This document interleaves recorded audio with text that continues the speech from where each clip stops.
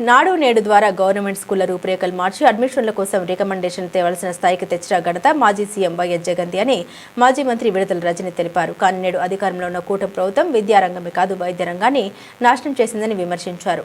108 వాహనాలు మూలన పడ్డాయని, అంతుపట్టని వ్యాధితో ప్రజలు మరణిస్తుంటే చంద్రబాబు ప్రభుత్వం ఏం చర్యలు తీసుకుందని ప్రశ్నించారు. ప్రజల సమస్యలు పట్టని ఈ ముఖ్యమంత్రి అవసరమని ప్రజలు అనుకుంటున్నారని విడుదల రజని పేర్కొన్నారు. నాడు నేడు అని చెప్పేసి మా నాయకుడు జగన్మోహన్ రెడ్డి గారు పాఠశాలల యొక్క రూపురేఖలన్నీ కూడా మార్చి చక్కగా పాఠశాలని అభివృద్ధి చేశారు.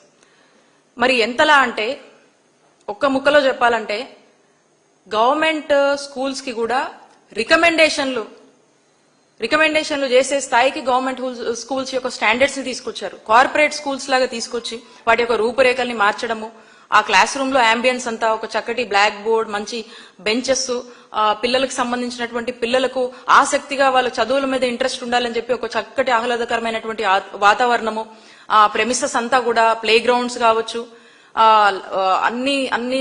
అన్ని క్లాస్ రూమ్స్ లో కూడా చక్కగా ఫ్యాన్స్ లైట్స్ అన్ని పనిచేసేటట్టు చూసుకొని వాళ్ళకు ఒక మంచి స్కూల్ యూనిఫామ్, గోరు ముద్ద అని చెప్పేసి ఒక మంచి మెనూ తీసుకొచ్చి ఆ మెనూ ఖచ్చితంగా ఇంప్లిమెంట్ అయ్యేలాగా అన్ని మెజర్స్ తీసుకొని మరి పిల్లల యొక్క చదువుల్ని ఏ విధంగా ఎంకరేజ్ చేస్తూ విద్యతోనే పిల్లల యొక్క తలరాతలు మారతాయని చెప్పేసి బలంగా నమ్మినటువంటి ముఖ్యమంత్రిగా మా నాయకుడు జగన్మోహన్ రెడ్డి గారు ఏ విధంగా ముందుకు వెళ్లారు.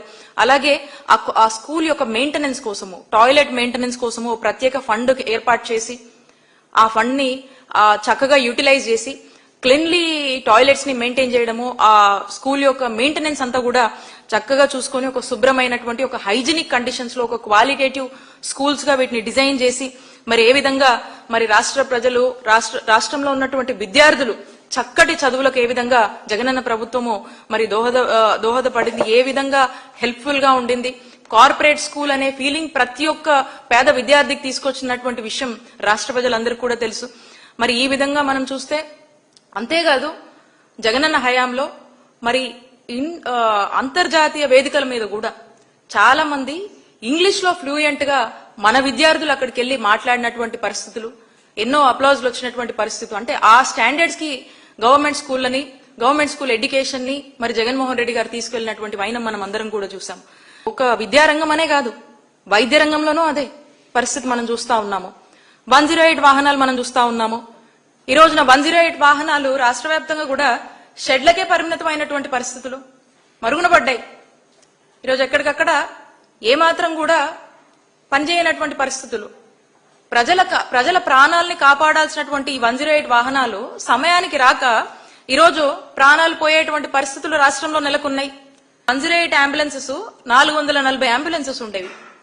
మరి జగనన్న హయాంలో 2019 నుంచి 24 వరకు 768 అంబులెన్సెస్ పెంచాం వీటిని.